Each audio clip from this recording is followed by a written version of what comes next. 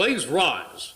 And now, to honor America, please join in the singing of our national anthem. Representing the three-time Stanley Cup champion New Jersey Devils, Arlette.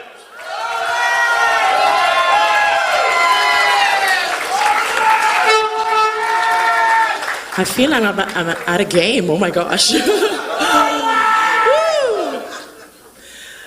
Oh, say, can you see by the dawn's early light what so proudly we hailed at the twilight's last gleaming, whose broad stripes and bright stars through the perilous fight o'er the ramparts we watched were so gallantly streaming, and the rocket's red glare, the bombs bursting in air, gave proof through the night that our flag was still there. Oh, say, does that star-spangled banner yet wave o'er the land of the free and the home of the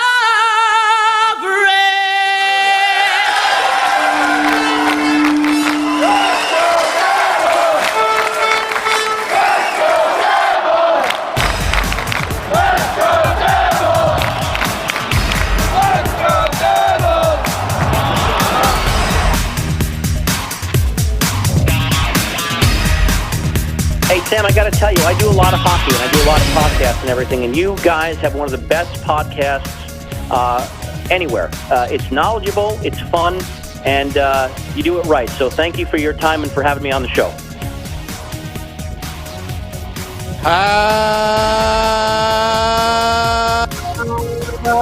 Happy Devil Sunday!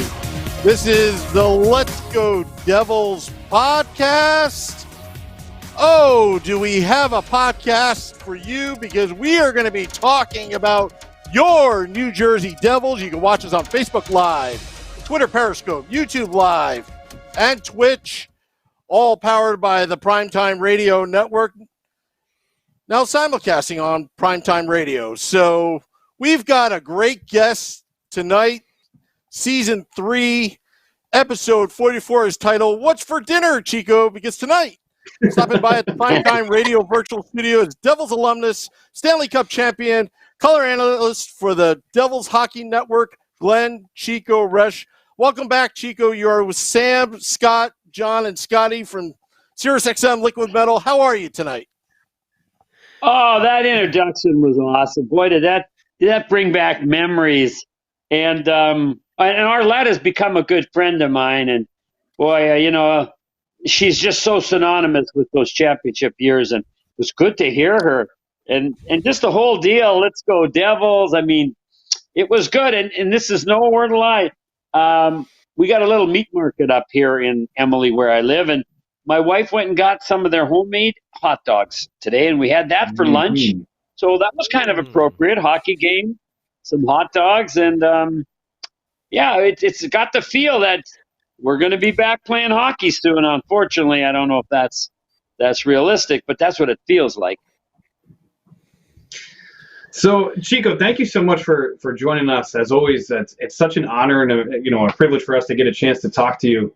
Thinking about hockey coming back soon, what is the one thing that you're looking forward to once things get back to where we can go to games and get back to the rink? What is the one thing that you are looking forward to the most? Well, I think it's the excitement, obviously. The fans are really missing it. They have such belief in their team. They have almost, not unrealistic, but an unwavering enthusiasm. And so when you go to a game, it's like tonight's going to be the night of something big's going to happen. I remember, hey, guys, the last couple of years when we weren't very good, I got to tell you, the fans every night thought that night we were going to be good. So I miss that energy and excitement. And I don't know, we could talk about maybe each one of you, your most vivid memory. Maybe you went with your dad the first time you went to a game. But I remember my dad took me to a game in Moose Jaw. You guys know where Moose Jaw is, right? 6 feet from the moose's butt. 6 feet from the moose's butt. That's the Moose Jaw joke. But it was about a 40-minute drive. It was out of town. We were in Regina, and the game was in Moose Jaw. But, guys, it was just junior hockey. I mean, it was major junior. But I remember where we sat, the excitement. It's an escape, but an exciting escape. So I don't know about you guys, but if any of you have like your first game that just, sold you completely on hockey rather than baseball, football. That's what I always find with people in the New York area. Why are you hockey fans, not the Giants, Jets, Yankees or Mets or basketball? So I just miss the excitement of hockey fans. Yeah.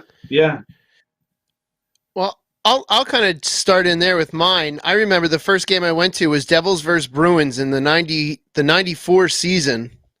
And I was just starting to play and just figuring out if I was going to be a forward or a goalie. And I was leaning more towards goalie. And the starting goalie for the Devils that night, because it was the Bruins, was Chris Terreri, who was their Bruin killer. And I remember he made a gigantic split save, right? We were at the one end and he was right there in front of me. He made a gigantic split save and I was like, oh, I need to do that. And I need to play that position.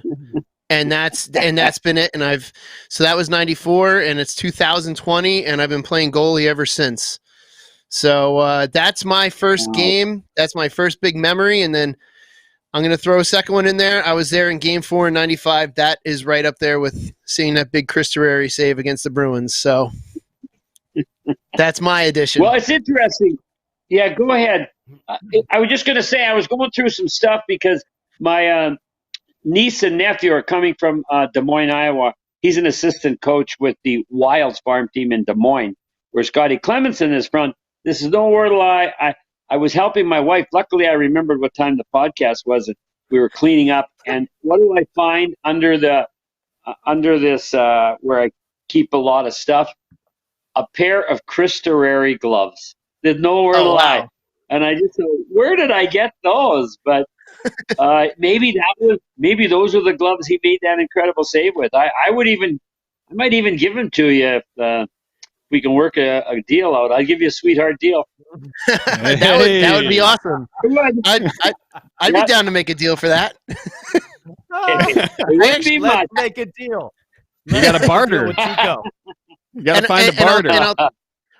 I'll tell you what. So 94, that was obviously the season that Brodeur came in and like took the team in the league by storm as a rookie.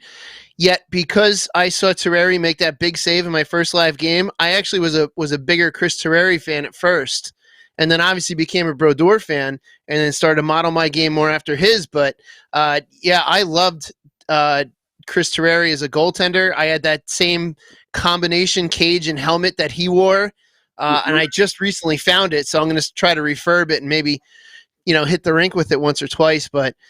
Yeah, that would be. I'd be willing to make a deal for those gloves. So we'll talk after the podcast. Yeah, no, that's good. I think we'll work something out because I like Chris Terreri and I have so much, equipment, that I've collected. So my wife was just saying I got to thin some of it out. So the timing is perfect. That is perfect. Like it was meant to be. Chico, if you want, we can have an auction on the podcast with some of your equipment, going to charity or something like that. Yeah, it's not a bad idea. I mean, for charity, I would be down for that one time. I got to be honest. I love your podcast, and you guys do it very, very well. I don't know what your numbers are. I don't know if people would be interested in that, but you sketch it out, and if it is, maybe the next time I come on, we'll have a couple of not so much mine, but I've got some Marty Brodeur items. I got some pretty cool items from the Cup years, so maybe we could do something for charity. Yeah, that would be great. Speaking of numbers, Chico, if you want to hear our numbers, we're almost near 70,000 total downloads, over 350,000 views in about 2 years. So I think we'll get some eyeballs for the charity and stuff. Well, congratulations. Thanks. And we're the most commented Devils podcast in the history of New Jersey Devils podcast. I just wanted to get that in there. He has that on a plaque in his office too. Yeah. Most commented. He actually made the plaque though to put in his office. That's the thing. It's really just a piece of paper with marker on it. Yeah. And when I was in kids hockey, you guys, and it was in Regina, which is 40 miles from Moose Jaw. And you guys know where Moose Jaw is, right? Yeah. You know where Moose Jaw is? Yeah. Okay. Oh, we know now. So anyway, Yeah. my dad put up like 2 years in a row. He said, I'm going to give an award, for the best goalie in the league. So who do you think won it 2 years in a row? I said, Dad, you're my dad. You can't. It's kind of like the plaque deal, right? Putting up, making you plaque. I said, Dad, you can't do that. So, but oh man, that's pretty funny. Well, Chico, talking about some of those older games and older memories too. We actually had someone on our Facebook page just asking for you to give your thoughts on Jacques Caron and what he did with Marty's development. When he was coming up.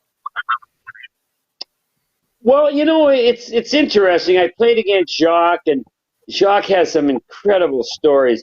Jacques was very confident, which I think you guys would agree. You would have to be when you're coaching, really a legendary goalie who became what he did.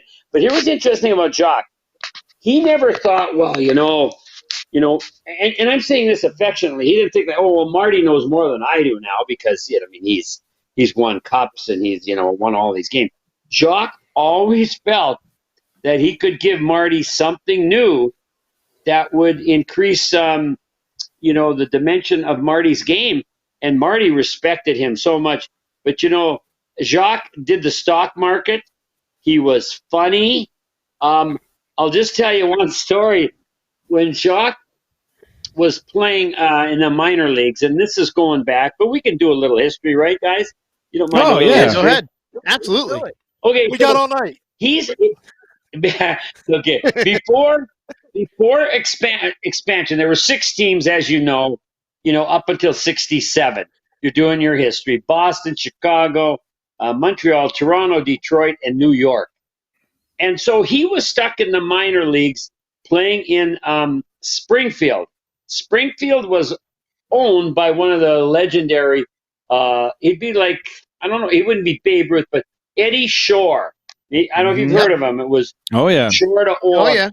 But anyway, he was a character, and he was a fighter, and he was like an aggressive guy. I mean, he had some really good points. But anyway, so Jacques playing for him, and Jacques said, it was really tough because he would tie a rope around my neck sometimes and hang it so I wouldn't go down. He didn't want him to go down. There was no butterfly. But, just gimmicky stuff. So Jacques said, we're playing in Buffalo. Now, Buffalo is the old auditorium, but it's the Buffalo Bisons. It's the minor league team. And Jacques hasn't seen his wife, who went down to Florida. Now, remember, guys, this is in the 60s. Jacques' wife had gone down to Florida to take some classes. So he hadn't seen her for 2 weeks, and she was still living up in Canada, so she was just going to pass through. They've been married for a number of years. But after the game, Eddie Shore came in, and he must have heard that Jacques' wife was going to be in town. And he said to all the players, okay, tonight after the game, I don't want you guys doing anything but going back to your room.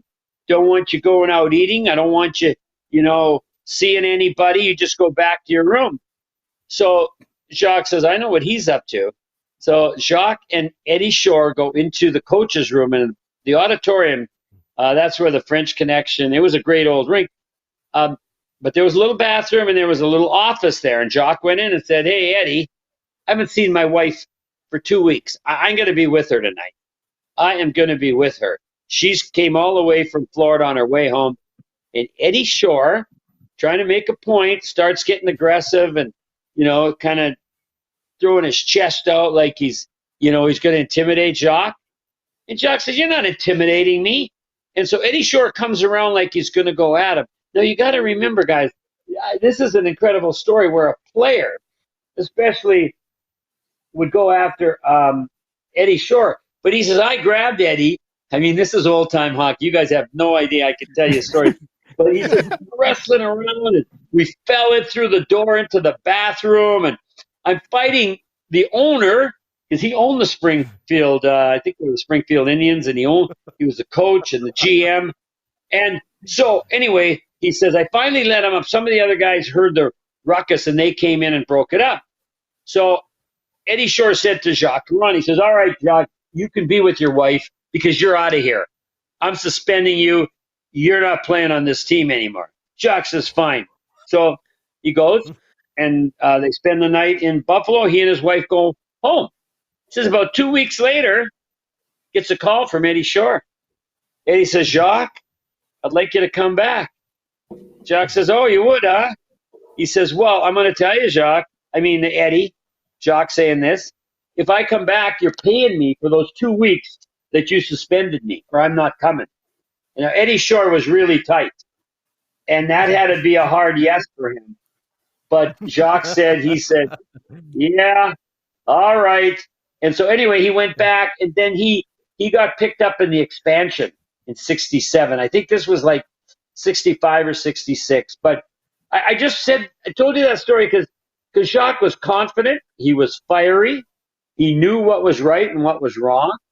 He was, he like a lot of players, he was a really good goalie, a really good player. But some of the best coaches are the guys that are just kind of average because they've got to have to figure it out. It wasn't just on skill. Like, Marty Brodeur, let's be honest, any phenom. Marty just had a feel like nobody I saw. I mean, he was playing a style that other goalies would call me when I was doing TV and in the room. Hey, how does Marty make those saves? How can Marty stand up like that off the wing? How come he doesn't give up any 5 holes? And he doesn't cheat down on the butterfly. My point is, Marty was a phenom. Jacques Caron was exactly the personality that Marty Brodeur would need to be pushed and really respect the coach. And then let's be honest, Marty's the first to admit it.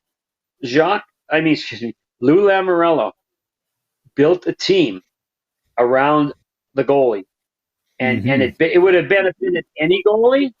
But when you have a phenom goalie, you win 3 Stanley Cups. And so it was, it was all a team effort there and a lot of different personalities. But boy, I don't know. I often think of those years, how it all falls together. And it just things that you can't really plan.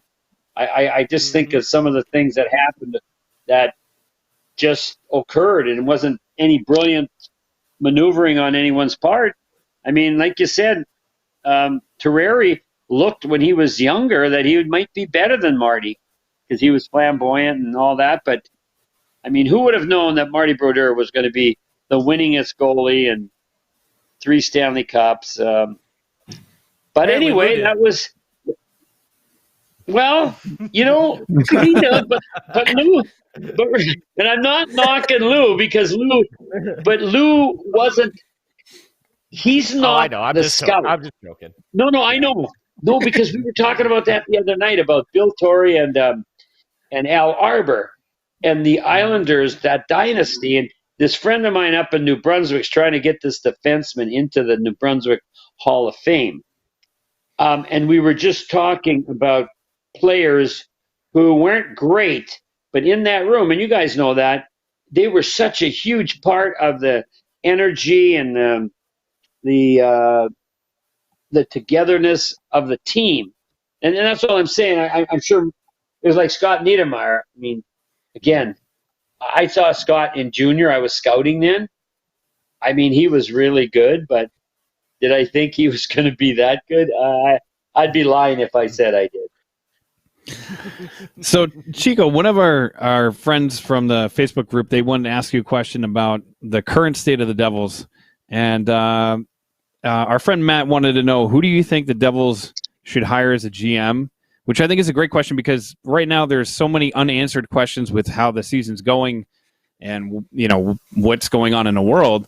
But he also says, who do you think that the Devils should draft with that first overall pick that they have? Well, their first pick that they have, because I think they should have 2 in the first round. But do you think that Fitzgerald will stay on as a GM, or do you think that they're going to look outside the box? Well, I mean, that's a great question, and they have interviewed other people. I think what we got to do here, gentlemen, and everybody listening, what constitutes a good GM? Like, what is the difference? You got to have hockey knowledge, but what I'm saying is, like, Lou Lamoriello didn't go out and scout every player. He had really good scouts, really good people that he trusted, and so I'm thinking with Tommy Fitzgerald, he made some good trades. Well, that'd be another question. We could go on and on, but were the trades that he made, near the trading deadline, would you guys agree? And was it Matt who was who wrote the question? Yeah, Matt. Yep. Yeah, Matt. I mean, I would ask you guys, did he do well in the trades that he had his hand in? What do you guys think? Yeah, I think he did an all right job, and I think that it was such a shock for us when Resch was let go, and I don't know if I could speak for everybody, but I could say that for us, or at least for myself, it was a shock, because it felt like he was doing a fine enough job on his own accord, and it felt like that Ray was bringing the ship around and starting to right everything and get everything in the right direction. So when he got let go and Tom Fitzgerald took over, it was right before the trade deadline, and then there was a lot of questions if the ownership was going to let him have full reign to, do whatever he wanted with the team. And obviously he was able to, because he traded Andy Green and Blake Coleman and got some pretty good return. So the fact that they haven't hired anybody, whether it be from, because of the situation that's going on in the world, or I don't know. It's kind of confusing, to be honest. I think he did a good enough job to stay on as a GM, but if they have somebody else in mind, then I'd be curious to see who it is. Well, no, you're absolutely right. I mean, when they do interviews, in today's world, the owners look for something just beyond the hockey. I truly believe that. I mean, there's so many components to when Mr. McMullen had the team. I mean, he was wealthy. It wasn't like, it was an expensive sport, but he just loved it. And, Lou was there, and Lou ran the show, and that's all he wanted. But I think in today's sports world, owners are much more involved. And just like if they're going to hire, a CEO or whatever, they're looking for something beyond just the obvious. And I can't really say what that is, but I don't think Tommy Fitzgerald has done anything wrong. I think he's done some really nice things, had a great career. We got a good scouting staff. I mean, in terms of scouts, since Lou left, since Ray's been here, I'm trying to think, we got an awesome goalie who's going to be, a franchise goalie. Heischer, best player available. We got him, obviously. I don't know if you guys, you can look back and say, well, maybe we should have went with him. Remember, Patrick was number 2. Remember, for the kid he's had his struggles. And then, Jack Hughes, I don't know how you could have picked anyone else. So I'm just saying, I don't see, if there had been some mistakes, say, for instance, like the Giants. I mean, I feel bad with the kid. Is it Baker? Yeah, Who's in all that yeah. trouble? Yeah. See, You know, I'm a big time Giants fan too. So yeah, reading that in the news, You it's not know, good. No, and that maybe is where a person could get relieved. Say, listen, I know it was kind of extenuating circumstances, but you can't take those risks. Not when Yeah. we are a franchise that really, I mean, I'm not saying they should let him go. I'm just saying if it was something like that, then you're in, thin ice. But so with Tommy, I thought he did a great job. I thought the coaching staff, Elaine Nazardine, really trust me, guys, on this one. He's got a touch with the players. And when you say a player's coach, that could be misleading, like, oh, he just wants to be one of the boys. No, it's not like that. He's kind of like the Jacques Corona goaltending. Nice career, little, stints, a couple games in the NHL, but he had to learn how to be a good player. He really had to figure it out in a very competitive way. And I think, what did I saw PK Subban's interview, and I think he said we were 8-2-1 though, or 8-2 the last 10 games. I mean, we played really well under Elaine. So anyway, I could go on and on, but for me, I don't think anybody's done anything that deserves to be fired. I mean, the only thing which will happen down the road, depending on what happens, I think getting, a next Devil as even an assistant, you know what I mean? I think we need an ex-Devil in a bit of a prominent role in the coaching. I don't mean head coaching. I'm saying like maybe Scott Stevens would come back. I don't know. I'm just throwing this out here. Mm-hmm. But, but I don't think anybody with the Devils honestly deserves to be fired. But what about you guys? What do you think? Well, I mean, I agree, but Yeah. Yeah, no, I'm going to agree. It seems to be that the situation, that we're in with the stoppage of the season, or the pause, whatever you want to call it. The Devils were in the were ascending and doing much better, and it's so hard to make any kind of a decision, like a staffing decision, based on an incomplete job. So it's, ownership, whatever they decide to do, they're going to decide to do. But it seems to be like, Naz had the team going in the right direction. Fitzgerald seemed to be making some pretty solid moves. It just happens to be that, they thought they had another 5 weeks, at most, and then all of a sudden it got shut right there. So based on that small set of their work, I think they did a great job.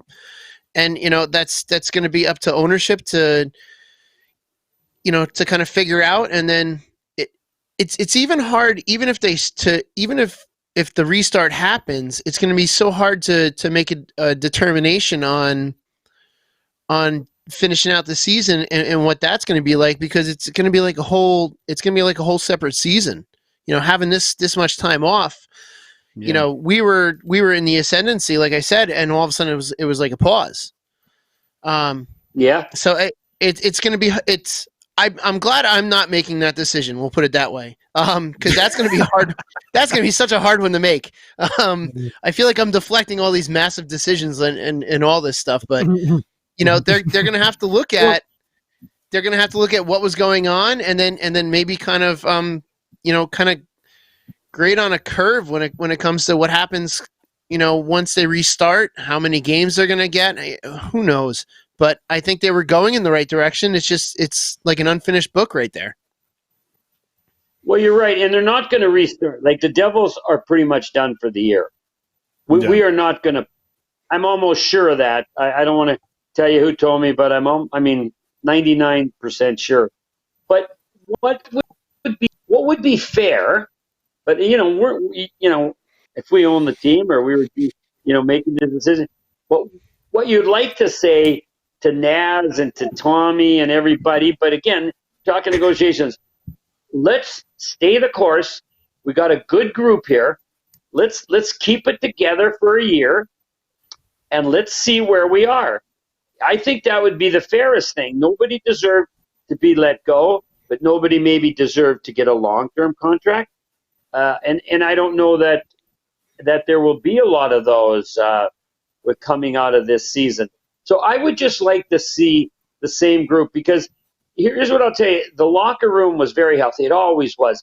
I mean, Resch didn't do anything wrong, but everything that could go wrong, and you guys know this. Remember the first game where we were blowing out the pig, and and Schneid's had taken some medication for on some inflammation, which caused dehydration, and then the poor guy had to leave. And anyway, but my point is, I don't think we're going to see that. I think this team is really going to flex its wings. I mean, I don't know how high we're going to fly next year, but I could just, and when we talk about drafts, the Foot kid, I've done my homework on the Foot kid, and he can fire the puck. We need a winger. We need either for Nico, and he's got Kyle, but for Jack, we need a winger that can snap home, can really, rifle it.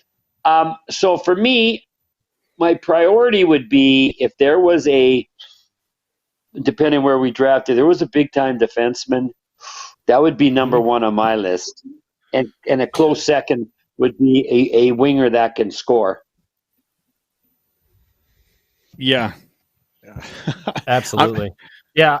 I mean, you hit the nail on the head. I don't know how many times we've discussed it as well. Just defense, and especially because this draft is so deep coming up, but again, still brings up interesting points. Vancouver, our conditional picks, we have to figure out where exactly we're going to end up with all that. But interesting name. You threw out Scott Stevens for an assistant coach before. I had John Madden in the back of my head, because I know he's been doing a lot of coaching, and I think he's trying to move back up into the professional ranks from the collegiate ranks. So I thought that might be an interesting, route to go. Former player, but also someone who really, like you said, you said it a great way, learned, had to learn how to play the game really well. When you were talking about Jacques, feel like John Madden as well. Like, he wasn't going to score 40 goals a year. He had to really work for that spot on the roster, and he earned it with the Devils and when he was with the Blackhawks afterwards. So just an interesting point of view. But speaking of those last few games there where we were playing well, I was wondering your thoughts, because I know Shorts Guy here, myself, and Scott and Sam, we're all very excited about what Mackenzie Blackwood was showing in those last few weeks. Did you notice anything just in his play, in his game? I know it's been a little while now since we've been on this break, but if you put your mind back there, because you're seeing all those games, what did you pick up, from his play that maybe you saw different from the beginning of the season? Well, I had the advantage because Rolly Melanson and I are really good friends, right? We came through the Islanders.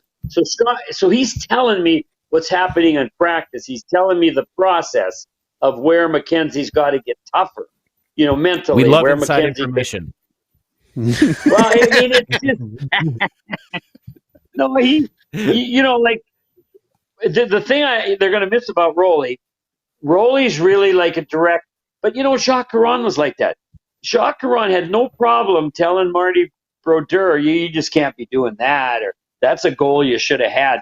Do you know what I mean? Like, but then you've got to back it up with knowing what you're replacing with. I could say you guys aren't doing a good podcast, but then that'd be a lie, first of all. But then you'd say, okay, well, what can we do better? Don't just tell us we're. So that's what I'm saying about with Rolly Melanson. He'd been there. He coached some terrific goalies, in his career up in Montreal. He had Price for a while, and he had Theodore, and then he had Luongo. And anyway, I'm rambling here, but so he would just tell me, and then I would watch, what they had talked about, and Mackenzie made strides. Mackenzie, honestly, you guys, his blocker, his glove, he's in the top 5. In 4 or 5 years, you still got your podcast, and he's not one of the top goalies in the league. You say we're having a Chico Resch roast tonight, and we were going to give it to him for being so wrong, because I don't see any flaws in him. I don't. I think I've told you guys he was a forward at 12 years old, and he went to just go skiing in Lutzen, which is in Minnesota here, on the spring or on the Christmas break, and broke his arm and didn't even play the rest of the year as a defenseman. And then the next year he said, well, I'm going to be a goalie now at 13. But that's the theme a little bit, guys, of what we were talking about with Jacques, and with Alain Nazardine.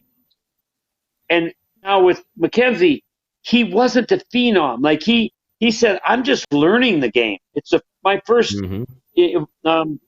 entry into playing goal. So I got to figure all this out in a hurry. And so he's a thinker. Well, any goalies know that you have to be a thinker, and you have to be a little bit crazy, different the way you.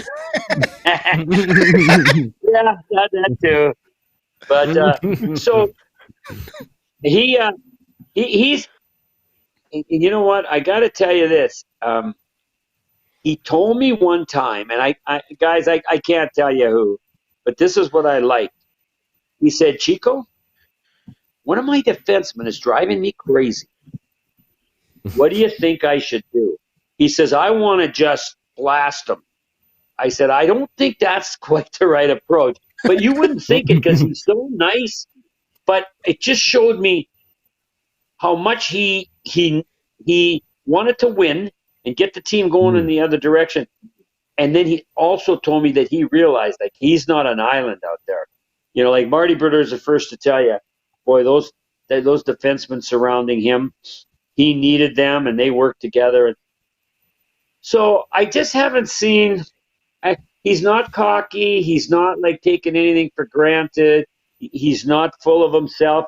He's humble enough, and still unsure of himself, that he knows, he's not the real deal yet. He's got to prove it for 3-4 years. I just don't see anything that would derail him. And the last thing is on Mackenzie, we are going to get better. Like, right? You guys, we have to get better. We got too many good young players. We need to solidify the defense. Yes. And I wish we don't have a go-to defenseman. We don't have a hub where people, revolve around, him. Like, I don't want to say, not Shattenkirk, I'm sorry, Petrangelo, we don't have that. Niedermeyer, even a Scott Stevens right now. Right. So that would be where we look to really put a real big piece in the mix. But then, where are those guys, and how do you get them? They're far and few between. Yeah. Chico, we got a question from the Facebook group. One of your fans, his name is Pete.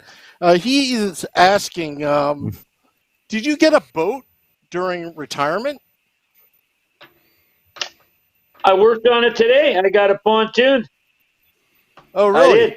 And it was very, very nice of them. And this was, oh, is that some boating music I'm hearing? Yeah. That's Pete the organist, actually.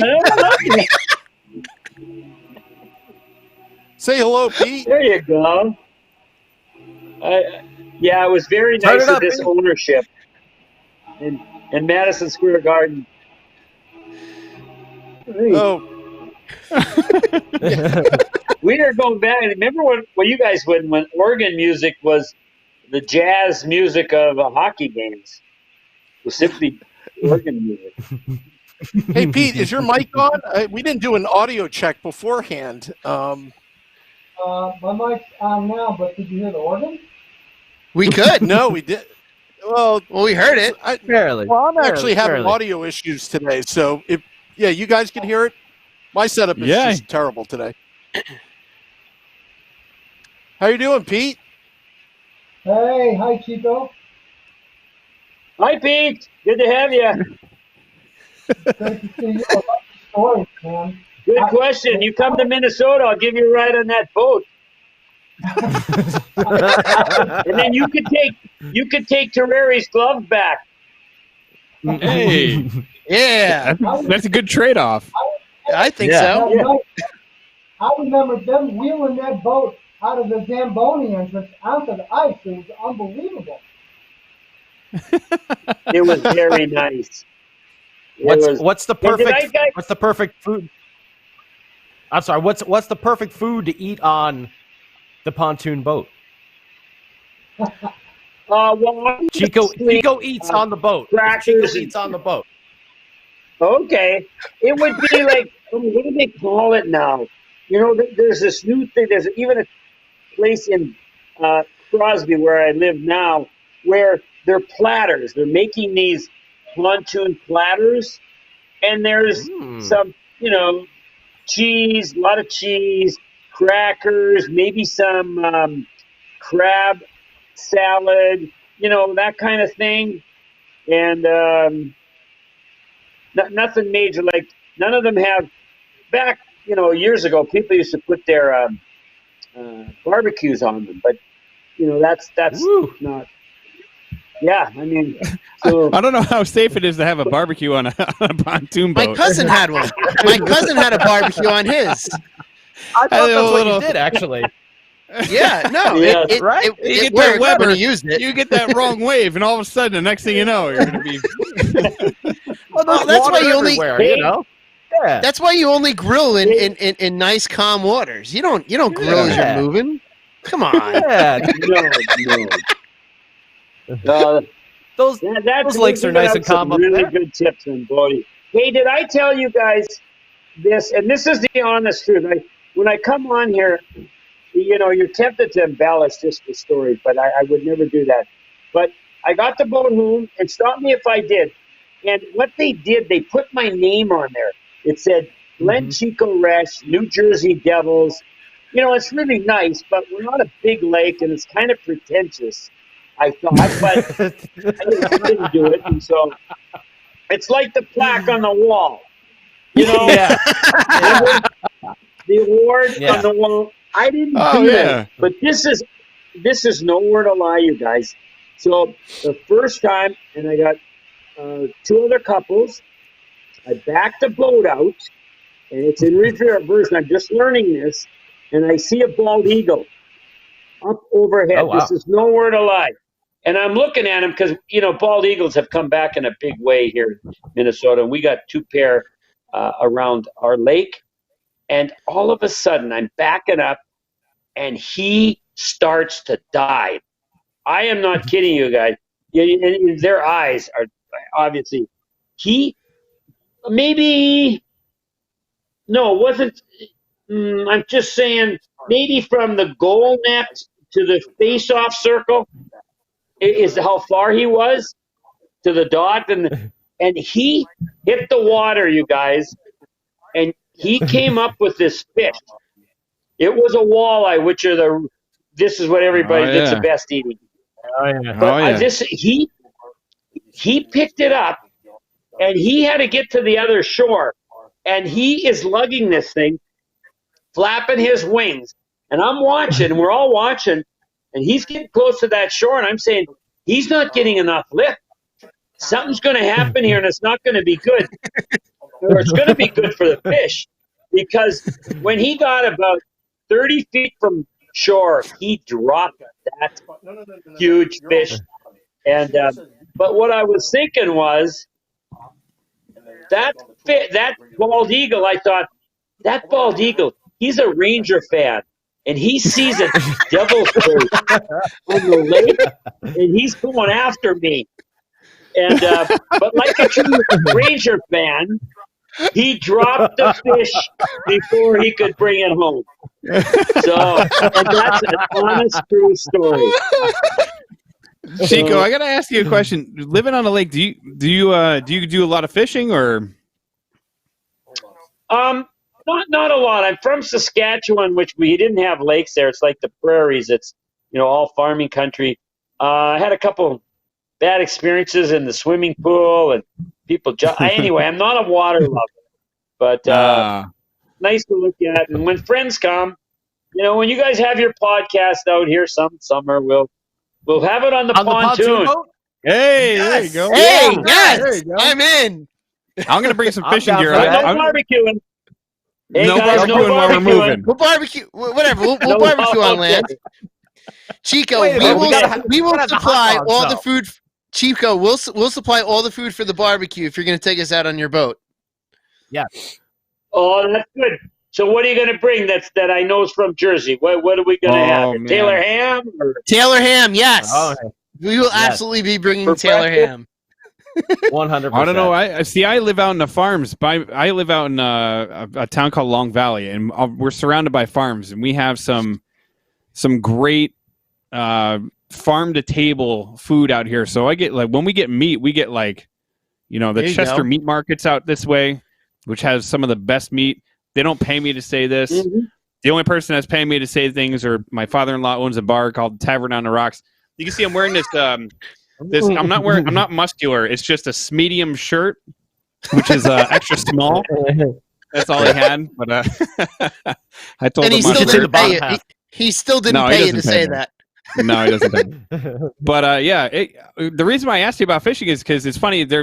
We don't really get out, a lot out here nowadays because of what's going on. So I threw my wife and the kids in the car and we were going for a drive and we found this little pond and drive up and we're walking around and there's just fish everywhere. And all I could think about is just going fishing.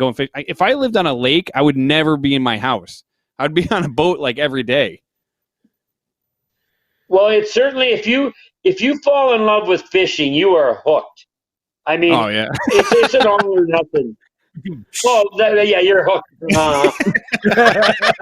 Fun there, yeah. Hopefully the fish is hooked, not you.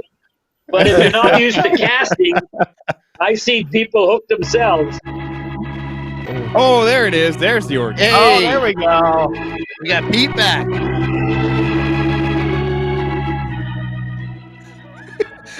All right. Organ music. I was listening to the Brass Bonanza today. Great song. I'm serious too. No, seriously, but I'm serious. It's a great song. So are you guys getting hacked? Is somebody piping in organ music to bring us down? We got Another we got organ broadcast. everywhere. Sam, Yeah. turn your mic on, Sam. Sorry about that. Yeah, no, we didn't get hacked, Chico. We have Organist P. Sometimes he just actually Organist P may be a hacker. He just hacked into the kind of spoiling our party. Okay, but where would that have come from, guys? Where do you hear organ music? The only place that we should ever hear music, and I can't wait to hear you, Pete, live, is back at the Rock. Yeah. Yeah. That's right. That's really where we should be hearing organ music is at a hockey game. Sooner rather than later.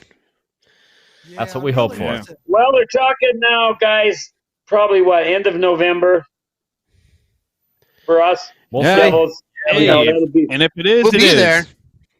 Yeah, We'll be We'll there. be there when it happens. We're all just ready Yeah, to, I mean- see some games. You know what though? Like, Well, guys, it's go ahead. it's. I know it's not hockey, but soccer and NASCAR started back up. German soccer started up this weekend, and they played without fans in the stadiums, and it was just so odd.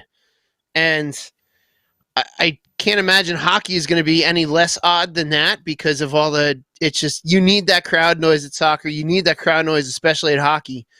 it's just to come back without fans. It would be great just to see the comeback, but man, without fans, it's gonna be weird. And if November's when we have to wait, I will be there. I will be there early, and I will be celebrating being back with everybody. No, you're right. I mean, they should put cardboard cutouts at least in the fans, and then pipe in music. I mean, in crowd noise, because how are you going to get excited about a goal, or how are you going to get mad at somebody, and then there's no reaction? I mean, you're right. I don't know if did the soccer match, did they pipe in canned noise or not? Not really. All you heard was the noise of the players on the field. And when someone scored, you heard the team celebrate and the staff, but that was all. And it's just it was the strangest thing, especially in the German league. Some of those teams have like the wildest crowd sections, and like their supporter sections were empty. And it's just, stands that should hold 10,000 people had nobody. It was the strangest thing. And yeah, it was no real pumped in crowd noise. Like one of the games you heard, planes flying by. It was the oddest thing. And organ music. I heard there was organ music going on.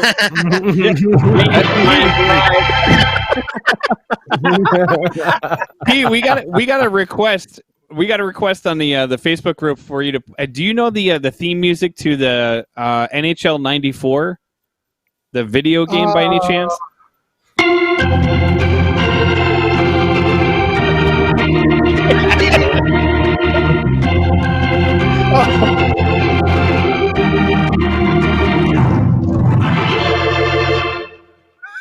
That's fantastic. All right. Hey, it kind of feels like we're home already. Right? Chico, we have you. We have Pete. Can I show Chico something? Yeah, sure. Yeah. This is from the giveaway. Wait, let me go to the camera. Okay. Oh, this is my favorite I have giveaway. this. Oh yeah, I got that too. Oh, nice. I have that too. Yeah. It's actually right here behind me. And I got it right behind me. Wow. The stick comes out. Oh yeah. Yeah. The That's stick comes true. out. Hey, but The old Victoriaville. you gotta flip the stick up the other way, guys. See, they were made in China and they don't know hockey. You don't put the stick with the blade up. Do that right now. Yeah. Yeah, you can got use your to fingernail. Try that thing out. Try that thing out with your fingernail. Not the stick, but even the black holding part of it. It comes out really easy. And then flip it around. Okay. Because when I saw them, I thought, they're not hockey fans in China. Let's see the new. See? Doesn't that look better? Let me get this back in here. There you go. Oh yeah. See? Funny. Now we're talking hockey. That's like a whole new giveaway right there. There you go. I mean, now it looks normal. Yeah. Oh, beautiful, boys. Yes. Hey, Very nice. I just thought of another thing. Let's Go Devils lead in the world of podcasting. No hockey podcast has more organ music than Let's Go Devils. Yes! What was your other? Yeah.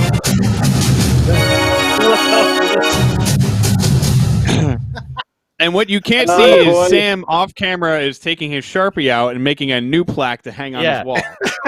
Yeah. Yes. Well, but guys, this is what sports brings, right? Like we're just having fun, and we can talk. I saw City Slickers. It's an old movie with Billy Crystal. Oh yeah. Isn't it funny? But there was a part in there, like why men love to talk old baseball, and they remember, like, you remember that Chris Terreri save. We all remember the Scott Steed. Just depends which one you like the most. Was it on Korea? Was it on Lindros? But that's what I think men miss, is that I don't know why, but we just we just love to talk sports, and then it's our way to bond. Yeah. It's like that common Yeah. ground. It's that common ground, that the common denominator between you could be from anywhere, in the world, and if you find that one common denominator, and for a lot of us, it's sports. And that's why I love you brought up a great point about thinking about that first time you ever went to a hockey game, or that first memory that you have. And one of my favorite things in life is to talk to somebody that's not a hockey fan, that has no interest in the game, and bringing them to a game and watching that transformation. I'll never forget, I brought a friend when I was a long time ago. I was living in Philadelphia, unfortunately, and I brought my friend Daryl to a Devils game, and he's never seen hockey before. He had no real interest in it, and I kept talking about it, and he's like, all right, fine. It was like I finally twisted his arm enough. He's like, fine, just bring me to a game. And I was like, I'm telling you, it's going to change your world. And we went to a game, and we had a couple of beers, and we were having fun.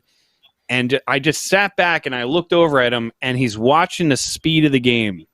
And in the middle of the game, I wish, my brain is foggy, but I wish I could remember who got into a fight. But there was a fight, and I remember everybody stands up, and they're going crazy.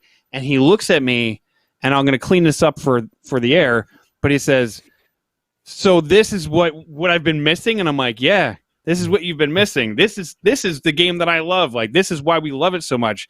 It's so much fun to see live.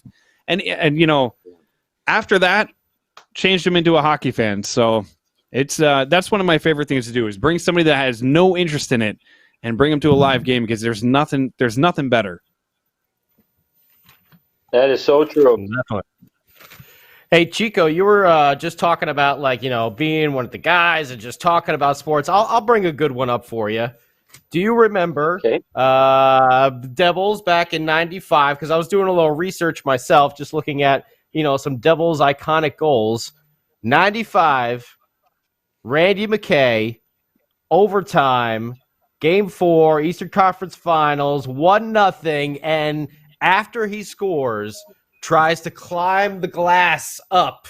I think it's one of the most iconic moments in Devils history, where he's looking around, trying to, climb that glass up after he scored that goal in OT. I was a 1-0 game. I almost had forgotten about that it was just a 1-0 game, and it was in the playoffs. In my mind, I was remembering it at the end of the season, like a very important game, but that was a playoff game right there. Yeah, who was it against Boston? Boston, yeah. Who was that again? Yeah. Yeah, and Boston. What us average folks like. I mean, Ovechkin's going to score a ton, and there's been great goal scorers that have had some great celebrations. But when a guy like Randy McKay, he's the one, we can all identify with that. We started kidding him the Rocket. We called him Randy the Rocket. And he's a lovely guy. But, there again, you take, the guys, Bobby Holik, that, the crash line, but you got to have the featured players, no question. You don't win without that talent. But those guys underneath that level that have the character of like Randy McKay and Bobby Holik and, just so many, Jay Pandolfo, I think it's Jay, what he brought. But and then when they score a goal, isn't it amazing? Like, I know it's exciting, but it's like they're coming out of their skin. Like, I didn't score a goal, obviously, but the forwards, I would always be amazed when they would score. I think, I get it, but you just ruined my night. But so I hope you're having a good time. But I always loved non-scorers when they scored, and it just it was just a beautiful sight. But you were right; I could still see him doing that. Yeah, climbing up. It's like talking about those random goals. We had Cam Jansen on last week, and he brought up about scoring a goal on Marty in practice, and I don't think that seems to be like it was his favorite goal, is just scoring on Marty in a practice. And we found the video, and just the entire place went nuts. And Cam was all excited, and Brodeur was kind of like, okay.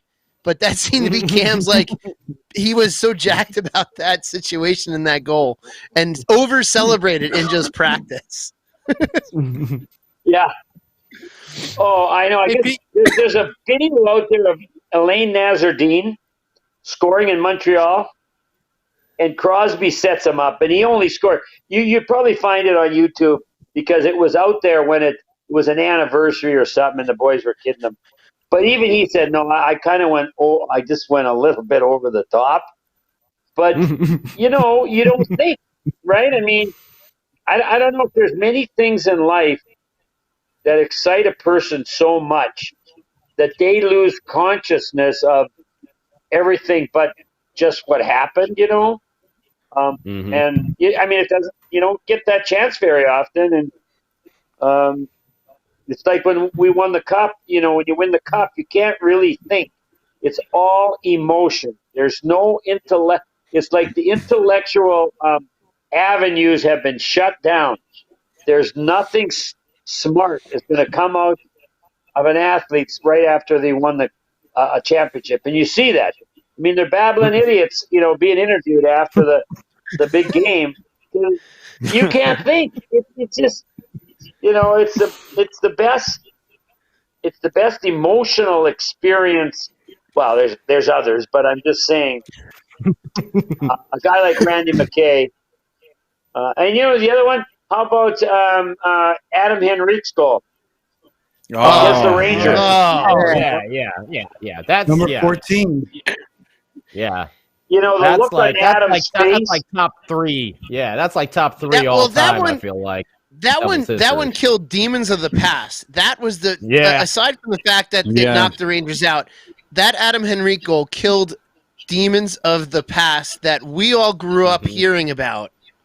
And that his goal negated the other goal, which I'm not going to mention, because it was finally, it was closure. It was closure for all of us who are around the age, who are, let's say all of us 10 to 10 years old, maybe a little bit younger up until now. That Henrique goal was closure. Well, that's a great point. And don't you think, guys, until we win, the Devils win a cup in the Prudential Center, to me, that is the high water mark so far. Until we finally win a cup there. Yeah. Actually, I think I'm trying to think of some other moments, but the St. Patrick's Day when Marty, set the record, and Patrick Elias, I think he got most points all time with that assist. Same game. The you kind of feel bad. Yeah. Same game. Yeah, but it was. But I don't. That place was rocking. That place was rocking that night. That game was awesome, but I don't think that's better than the Henrique goal there. But it is another high water mark. If they had done if Patty and Marty had done it against the Rangers, maybe. You know what I mean? It just I don't think it was against the Rangers. I can't remember who they did it against. It was against Blackhawks, actually. Yeah, it was the Blackhawks. I was there. I have the ticket still. I have it framed in my bedroom, actually.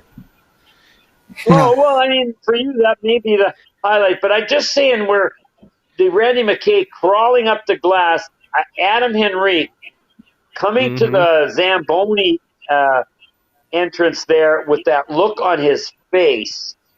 It's just like, I mean, so anyway, I hope there's many more moments coming like that.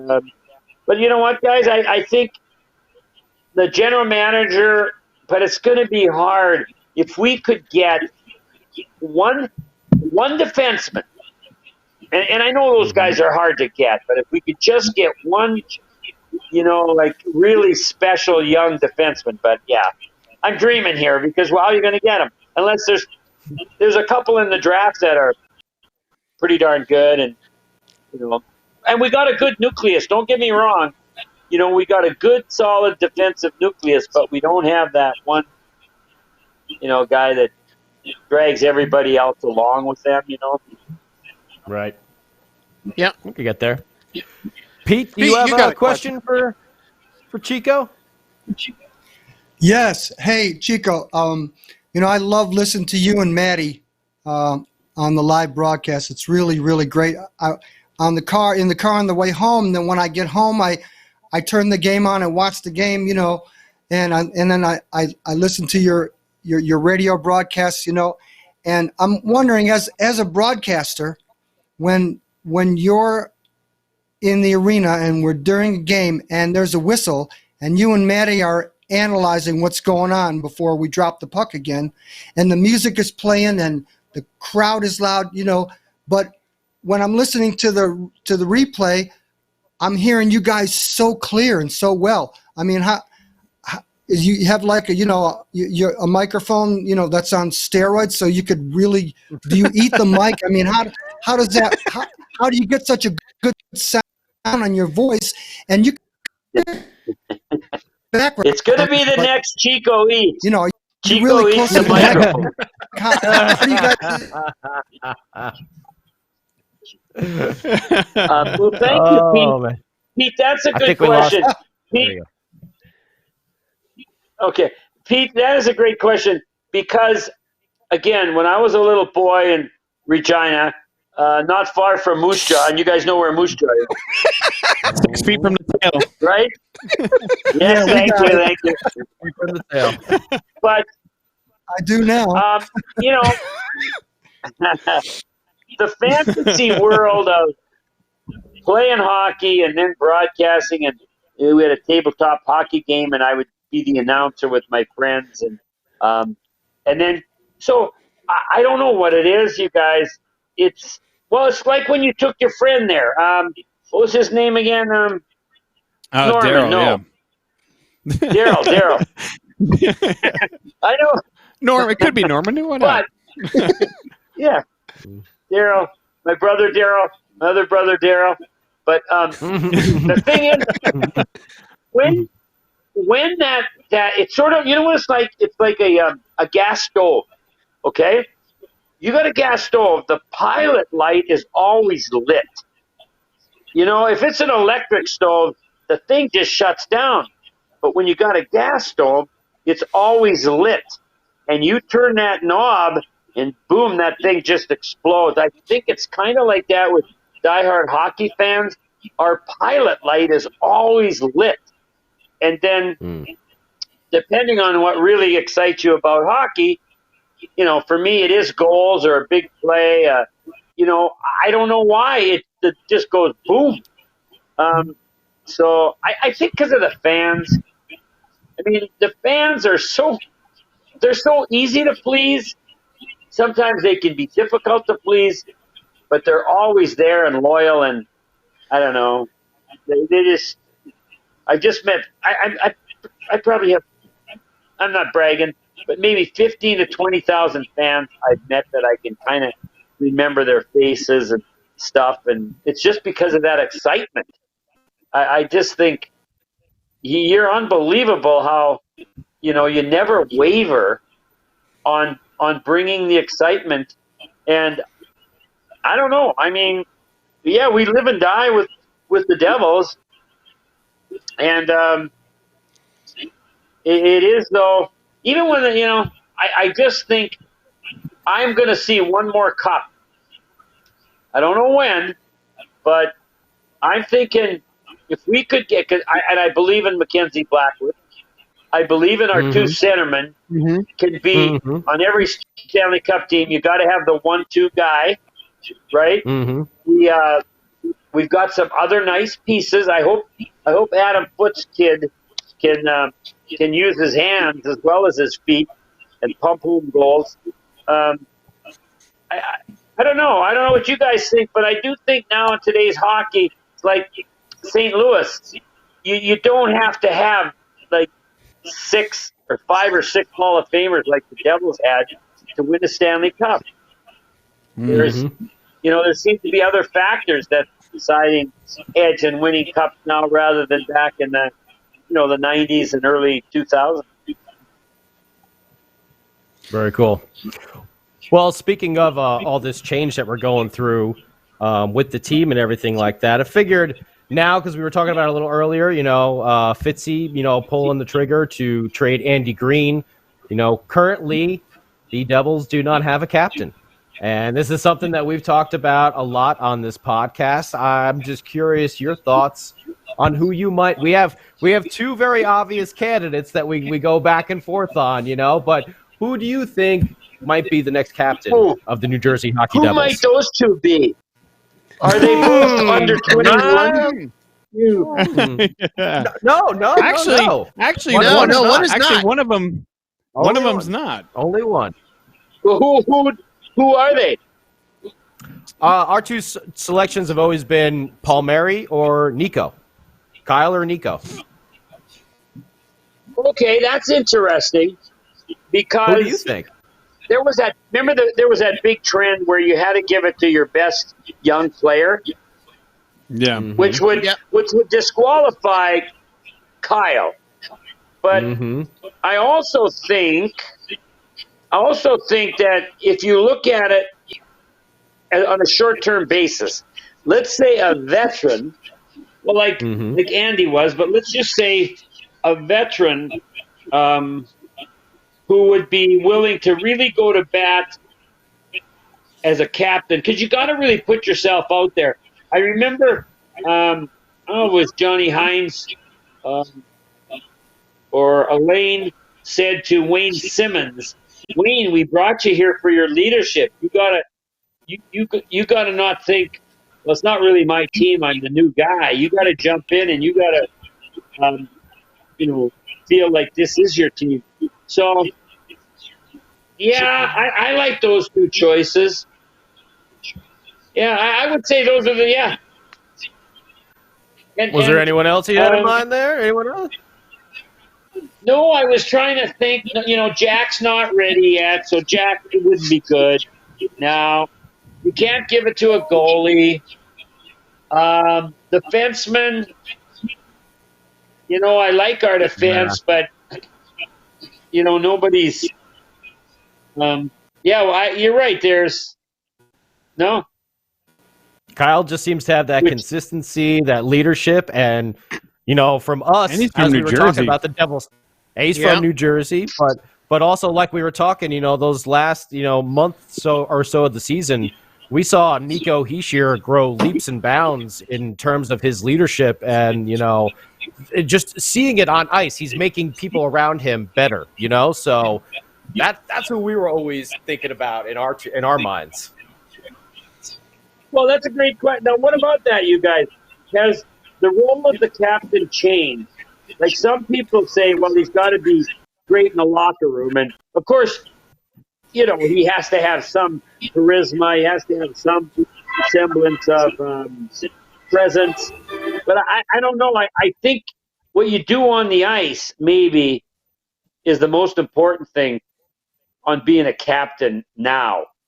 Because guys in the locker room, like, just with us, somebody can have great sayings in the locker room and be emotional. But, geez, if he doesn't go out on the ice and get some things done, are you going to continue to really think of him as the leader? And so that's a really good point. And both those guys can do it. And, I'm just trying to – who is a quiet – like, I think of – I don't say Mark Messier just because he was fiery. Ovechkin's fiery. I would say, do you guys think? Let's say it's going to be Nico, just because he's going to be here for so long. Do you think he is fiery enough to be captain? And I'm not asking you to just question his character, but is the fieriness an important part of it, or maybe not?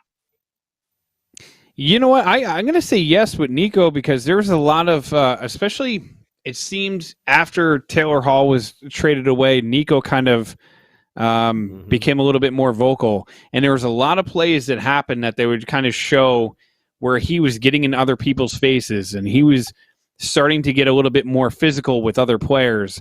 And he was starting to kind of in front of the net and like almost find his own. I'm not saying that's because Taylor was gone. But it just seemed like there was a different, maybe because we were able to focus on him more and you were able to see it more.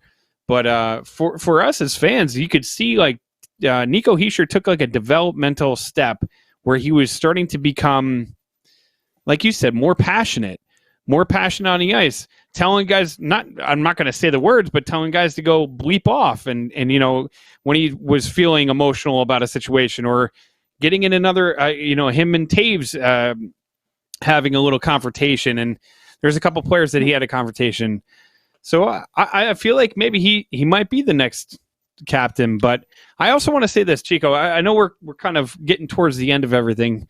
And like I've said before, this is such an honor to be able to talk to you. And I have to tell you a quick story. When I was, growing up and watching hockey and really becoming a Devils fan, one of my fondest memories is listening to you and Doc Emmerich call a Devils game. And the two of you played together so well, and just the dynamic of the two of you. And I'm not taking anything away from Maddie. I'm not taking away from anybody else, but you and Doc had such a special relationship. And the way that you would, he would call the game, and you would kind of just jump in, and it was like the best duo. And I always felt that you were the two most underappreciated broadcasters in all of the NHL. And I'm probably biased by saying this, but as a fan listening to you and Doc for all those years, it was probably the greatest memories I'll ever have as a Devils fan. And I want to thank you for that, and thank you for everything that you do, honestly. Yeah, man. Because all of the hours of entertainment and all the calls and everything. Well, thank you. That's very kind. Don't you think? Thank you, guys, all of you. I mean, this is what's fun. I know where your hearts are at, and that's really what I look at when I see fans. You could tell right away where their heart's at.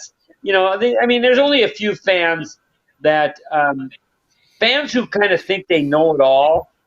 Like, you want to have people with strong opinions, but there's only a few of them. But, don't you think, guys, that's kind of what makes us special as Devils? We never seem to get the respect.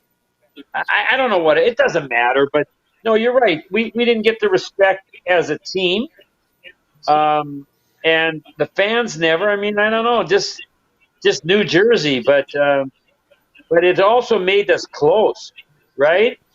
It made the fans, the announcers, everybody close because it's so. Yeah, it's just been a wonderful run. Some of those, you think of some of those games and seasons we had, and oh my, the anticipation, of going to a game. I don't know. I hope it's not the high water mark for all of us. I mean, I hope you guys have another one or two. No way. But no. No, there are still bright days ahead. There are bright days. Well, yeah. I we look forward to hearing you. We look forward to hearing Pete. I mean, those are the things I miss the most right now, is going to a game and listening to Pete play, especially, and Pete, here's to you too. Thank you for everything that you do, because, when we're at the game, and even those little fills and those little things that you do on the side, like, in between or even before the game, when you're sitting in your seat and you get your hot dog, and we think about Chico Eats and all those fun times too, like those little moments, I think, is what we miss the most, the calls of the game and everything else. So thank you both so much. Yeah, absolutely. Thank you. I miss it as well. I think we found out when nobody goes to the game, I think we find out, like I've always said this, I've even said it, my wife said it to me, she said, it's about the game and it's about the fans. And if we get a look that fans don't go, the game's pretty empty.